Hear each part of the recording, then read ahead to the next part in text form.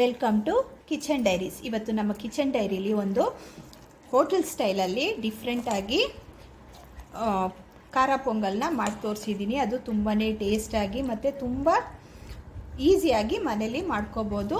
ಈ ರೆಸಿಪಿ ಮಾಡೋದು ಹೇಗಂತ ಈಗ ವಿಡಿಯೋ ನೋಡೋಣ. ಮೊದಲಿಗೆ ನಾನಿಲ್ಲಿ ಈ ಕಪ್ಪಲ್ಲಿ 1 ಕಪ್ಪಷ್ಟು ಹೆಸರು ಬೇಳೆನ ತಗೊಂಡಿದ್ದೀನಿ. ಇದನ್ನು ಒಂದು ಬೌಲ್ಗೆ ಹಾಕಿ ಒಂದು 2 ಸಲ ವಾಶ್ ಮಾಡ್ಕೊಂಡು ಬರೋಣ. ನೋಡಿ, ಈಗ ಇದನ್ನು 2 ರಿಂದ 3 ಸಲ ವಾಶ್ ಮಾಡ್ಕೊಂಡು ಬಂದಿದ್ದೀನಿ. ಈಗ ಇದು ಸೈಡಲ್ಲಿ ಇರಲಿ. ಈಗ ನಾನು ಯಾವ ಕಪ್ಪಲ್ಲಿ ಬೇಳೆ ತಗೊಂಡು ಅದೇ ಕಪ್ಪಲ್ಲಿ 1 ಕಪ್ಪಷ್ಟು ಅಕ್ಕಿ ತಗೊಂಡಿದ್ದೀನಿ. ಈಗ ಈ ಅಕ್ಕಿನ ಈ ಬೌಲ್ಗೆ ಹಾಕ್ಕೊಳ್ತಾ ಇದ್ದೀನಿ. ಇದನ್ನು ಒಂದು 2 ರಿಂದ 3 ಸಲ ಚೆನ್ನಾಗಿ ವಾಶ್ ಮಾಡ್ಕೊಂಡು ಬರೋಣ. ಇದನ್ನು ಒಂದು 2 ರಿಂದ 3 ಸಲ ವಾಶ್ ಮಾಡ್ಕೊಂಡು ಬಂದಿದ್ದೀನಿ. ಈಗ ಇದು ಪಕ್ಕಕ್ಕಿರಲಿ. ಈಗ ನಾನು ಇಲ್ಲಿ ಒಂದು ಬಾಣಲಿ ತೊಗೊಂಡಿದ್ದೀನಿ. ನಾವು ತೊಳೆದು ಇಟ್ಕೊಂಡಿದ್ವಲ್ಲ ಬೇಳೆನ ಇದಕ್ಕೆ ಹಾಕ್ಕೊಳ್ಳೋಣ. ಈಗ ಈ ಬಾಣಲಿಗೆ ಹಾಕ್ಕೊಂಡಿದ್ದೀನಿ. ಇದಕ್ಕೆ ನಾನು 3 ಕಪ್ಪಷ್ಟು ಯಾವ ಕಪ್ಪಲ್ಲಿ ನಾನು ಬೇಳೆ ತೊಗೊಂಡಿದ್ನೋ ಅದೇ ಕಪ್ಪಲ್ಲಿ 3 ಕಪ್ಪಷ್ಟು ನೀರು ಹಾಕಿ ಇದನ್ನು ಸ್ಟವ್ ಮೇಲೆ ಬೇಯಕ್ಕಿಡೋಣ.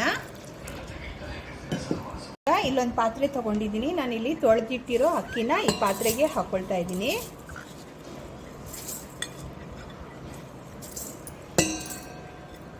ಅಕ್ಕಿ ಹಾಕ್ಕೊಂಡ್ಮೇಲೆ ಇದೇ ಕಪ್ಪಲ್ಲಿ 4 ಕಪ್ಪಷ್ಟು ನೀರನ್ನು ಈ ಅಕ್ಕಿಗೆ ಹಾಕ್ಕೊಂಡು ಇದನ್ನು ನಾವು ಸ್ಟವ್ ಮೇಲೆ ಬೇಯಕ್ಕಿಡೋಣ. ನೋಡಿ, 2 ಬೇಯಕ್ಕಿಟ್ಟಿದ್ದೀನಿ. 2 ಬೇಯಲಿ. ನೋಡಿ, ಬೇಳೆ ಚೆನ್ನಾಗಿ ಬೇಯಬೇಕು. ಇದು ಇನ್ನೂ ಬೆಂದಿಲ್ಲ, ಇನ್ನೊಂದು ಸ್ವಲ್ಪ ಬೇಯಬೇಕು. ಬೇಳೆ ಚೆನ್ನಾಗಿ ಬೇಯಬೇಕು, ಮೆತ್ತಗಾಗೋ ಥರ ಬೆಂದಿರಬೇಕು ಬೇಳೆ. ಅಕ್ಕಿನೂ ಬೇಯ್ತಾ ಇದೆ. 2 ಚೆನ್ನಾಗಿ ಬೇಯಲಿ. ನೋಡಿ, ಈಗ ಬೇಳೆ ಚೆನ್ನಾಗಿ ಬೆಂದಿದೆ. ನೋಡಿ, ಕಾಣಿಸ್ತಿದೆಯಾ? ಈಗ ಅಕ್ಕಿನ ಚೆಕ್ ಮಾಡೋಣ.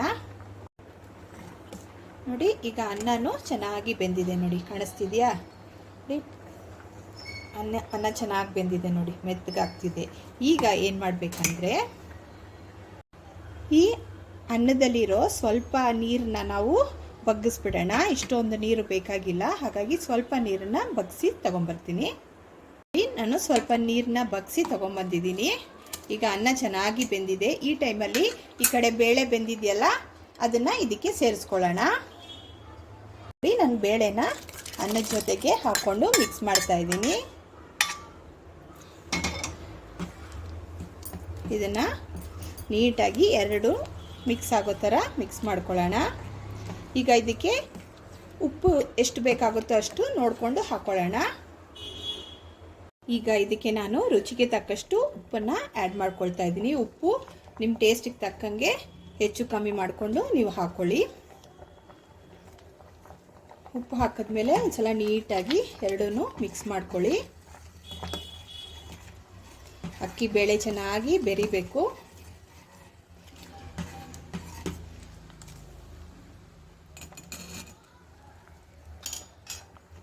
ಈಗ ನೋಡಿ, ಅಕ್ಕಿ ಬೇಳೆ ಚೆನ್ನಾಗಿ ಬೆಂದು ಒಂದಕ್ಕೊಂದು ಚೆನ್ನಾಗಿ ಮಿಕ್ಸ್ ಆಗಿದೆ. ಈ ಟೈಮಲ್ಲಿ ಸ್ಟವ್ ಫ್ಲೇಮ್ನ ಕಡಿಮೆ ಮಾಡಿಕೊಂಡು ನಾನು ಇಲ್ಲಿ 1/4 ಕಪ್ಪಷ್ಟು ರವೆ ತೊಗೊಂಡಿದ್ದೀನಿ. ಇದು ಸಣ್ಣ ರವೆ.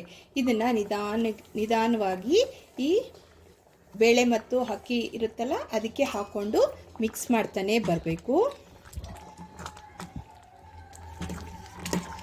ಚೆನ್ನಾಗಿ ಮಿಕ್ಸ್ ಮಾಡಬೇಕು. ರವೆ ಹಾಕುವಾಗ ಸ್ವಲ್ಪ ನಿಧಾನವಾಗಿ ಸ್ವಲ್ಪ ಹಾಕ್ಕೋಬೇಕು. ಯಾಕಂದರೆ ಗಂಟು ಕಟ್ಟಬಾರ್ದು. ಸ್ವಲ್ಪ ಹಾಕ್ಕೊಂಡು ಮಿಕ್ಸ್ ಮಾಡಿದ್ರೆ ನೀಟಾಗಿ ಮಿಕ್ಸ್ ಆಗುತ್ತೆ.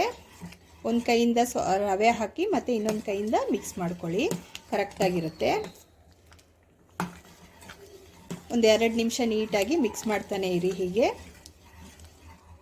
2 ನಿಮಿಷ ಮಿಕ್ಸ್ ಮಾಡಿದ್ಮೇಲೆ ನೋಡಿ, ನಿಮಗೆ ಗೊತ್ತಾಗುತ್ತೆ ರವೆ ಚೆನ್ನಾಗಿ ಬೆಂದಿದೆ. ಈಗ ಸ್ಟವ್ನ ಆಫ್ ಮಾಡಿ ಒಂದು ತಟ್ಟೆನ ಹೀಗೆ ಕ್ಲೋಸ್ ಮಾಡಿ ಒಂದು 5 ನಿಮಿಷ ಹೀಗೆ ಇರೋದಕ್ಕೆ ಬಿಡಿ. ಈಗ ಮತ್ತೆ ಸ್ಟವ್ ಮೇಲೆ ಒಂದು ಕಡಾಯಿ ಇಟ್ಕೊಂಡಿದ್ದೀನಿ. ಅದಕ್ಕೆ ಸ್ವಲ್ಪ ಎಣ್ಣೆನ ಹಾಕ್ಕೊಳ್ಳೋಣ. ಎಣ್ಣೆ ಇಲ್ಲೊಂದು ಸ್ವಲ್ಪ ಜಾಸ್ತಿ ಹಾಕೋಬೇಕಾಗತ್ತೆ. ನೀವು ಸ್ವಲ್ಪ ಜಾಸ್ತಿ, ತುಂಬ ಬೇಡ, ಸ್ವಲ್ಪ ಜಾಸ್ತಿ ಹಾಕ್ಕೊಳ್ಳಿ.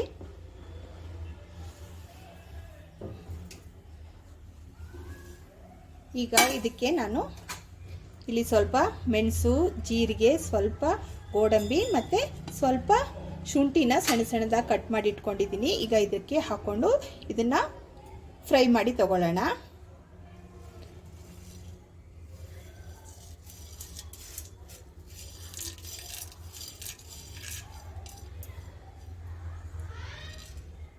ಗೋಡಂಬಿ ಮತ್ತು ಶುಂಠಿನೂ ಇದಕ್ಕೆ ಹಾಕ್ಕೊಳ್ತಾ ಇದ್ದೀನಿ. ಹಾಕ್ಕೊಂಡು ಇದು ಚೆನ್ನಾಗಿ ಪರಿಮಳ ಬರಬೇಕು, ಅಲ್ಲಿವರೆಗೂ ಹುರ್ಕೋಬೇಕಾಗತ್ತೆ.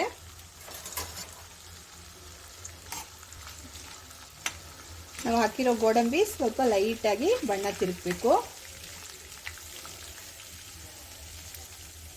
ನೋಡಿ ಗೋಡಂಬಿ ಸ್ವಲ್ಪ ಬಣ್ಣ ತಿರುಗ್ತಿದೆ, ಹಾಗೆ ಗಮ್ ಅಂತ ಜೀರಿಗೆ ಮೆಣಸಿದ್ದು ಸ್ಮೆಲ್ ಬರ್ತಿದೆ. ಈ ಟೈಮಲ್ಲಿ ಸ್ಟವ್ ಆಫ್ ಮಾಡ್ಕೊಳ್ಳೋಣ. ಒಂದು 5 ನಿಮಿಷ ಆಗಿದೆ, ಓಪನ್ ಮಾಡಿ ನೋಡೋಣ. ನೋಡಿ ಚೆನ್ನಾಗಿ ಮಿಕ್ಸ್ ಆಗಿದೆ. ನೋಡಿ ರವೆ ಎಲ್ಲ ಬೆಂದು ಚೆನ್ನಾಗಿ ಮಿಕ್ಸ್ ಆಗಿದೆ. ಈಗ ಇದಕ್ಕೆ ನಾವು ಒಗ್ಗರಣೆ ಮಾಡಿ ಇಟ್ಕೊಂಡ್ವಲ್ಲ ಅದನ್ನು ಇದಕ್ಕೆ ಸೇರಿಸ್ಕೊಳ್ಳೋಣ. ಇದಕ್ಕೆ ಸೇರಿಸ್ಕೊಳ್ತಾ ಇದ್ದೀನಿ.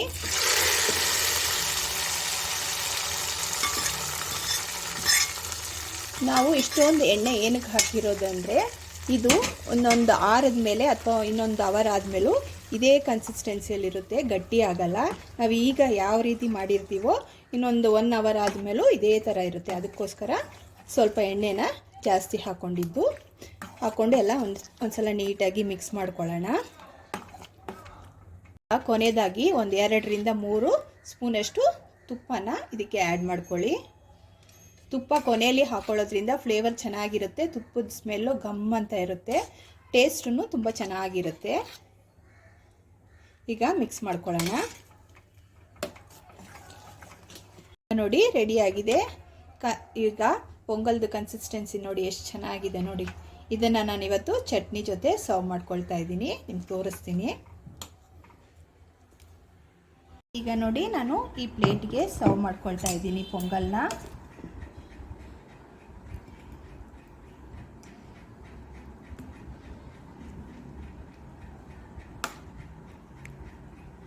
ಜೊತೆಗೆ ನಾನು ಇದ್ರ ಜೊತೆಗೆ ಚಟ್ನಿ ಮಾಡ್ಕೊಂಡಿದ್ದೀನಿ. ಚಟ್ನಿ ಜೊತೆ ಪೊಂಗಲ್ಲು ಸೂಪರ್ ಕಾಂಬಿನೇಷನ್ನು. ಇದನ್ನು ಈಗ ಚಟ್ನಿ ಜೊತೆ ಪೊಂಗಲ್ನ ಟೇಸ್ಟ್ ಮಾಡಿದ್ರೆ ಸೂಪರಾಗಿರುತ್ತೆ. ಈ ರೆಸಿಪಿನ ನೀವು ತಪ್ಪದೆ ಒಂದ್ಸಲ ಮನೆಯಲ್ಲಿ ಟ್ರೈ ಮಾಡಿ. ಇವತ್ತಿನ ರೆಸಿಪಿ ಏನಾದರೂ ನಿಮ್ಗೆ ಇಷ್ಟವಾದರೆ ಲೈಕ್ ಮಾಡಿ, ಶೇರ್ ಮಾಡಿ ಮತ್ತು ಸಬ್ಸ್ಕ್ರೈಬ್ ಮಾಡೋದನ್ನು ಮರಿಬೇಡಿ.